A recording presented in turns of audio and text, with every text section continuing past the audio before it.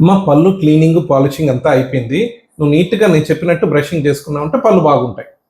Sir మరి తెల్లగా ఉండడానికి ఏదైనా పేస్ట్ ఇస్తారా? తెల్లగా అంటే అమ్మా ఇదిగో ఈ పేస్ట్ వాడుకో.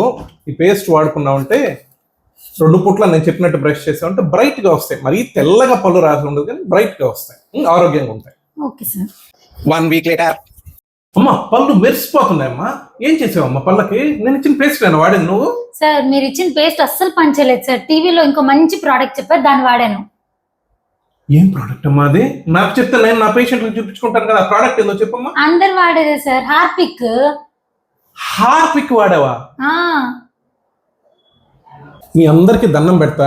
ఇట్లాంటి హార్పిక్లు డోమెక్స్లు ఇట్లాంటి వాడితే పళ్ళు తెల్లగా వస్తాయి అనుకున్నా అట్లాంటి ప్రయత్నాలు చేయబాకండి, దండం పెడతాం మీకు. అలాంటివి వాడితే పళ్ళు అరిగిపోతాయి, చిగుర్లు దెబ్బతింటాయి, చాలా ప్రాబ్లం అవుతుంది.